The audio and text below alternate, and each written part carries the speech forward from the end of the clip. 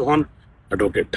మిత్రులారా, ఒక కేసులోని విషయం ఏంటి అంటే, సార్ మా అమ్మగారికి ఆస్తి అనేది వాళ్ళ తండ్రి యొక్క ఆస్తిలో నుంచి వాటా పంచుకునేటప్పుడు మా అమ్మగారికి కూడా ఆస్తిలో వాటా ఇచ్చారు. ఇప్పుడు మా అమ్మగారికి మేము ముగ్గురం కుమారులం. మా అమ్మ చిన్న కొడుకు వద్ద ఉంటూ ఆ చిన్న కొడుకుకే ఆస్తి ఇవ్వాలని ఆలోచన చేస్తుంది. మాకు మిగతా వారసులైన మాకు వాటా కోరే హక్కు లేదా?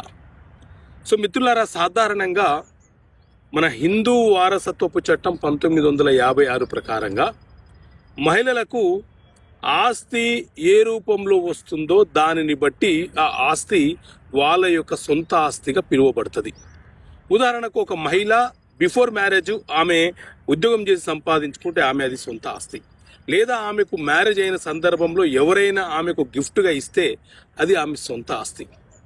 మ్యారేజ్ అయిన తర్వాత కొన్ని కారణాల వల్ల భార్య భర్తలు విడిపోతే భర్త సెటిల్మెంట్లో భాగంగా ఏదైనా ఒక ఆస్తి ఆమెకి ఇస్తే అది ఆమె సొంత ఆస్తి.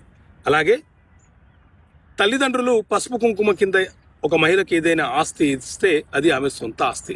అదేవిధంగా తల్లిదండ్రుల నుంచి ఆమెకు వారసత్వంగా ఆమె వాటా ఆమెకు వస్తే అది కూడా ఆమె సొంత ఆస్తి. ఆమె సొంత ఆస్తి కాబట్టి ఆమె ఎవరికి ఇస్తే వాళ్ళకి చెల్లుబాటు అవుతుంది.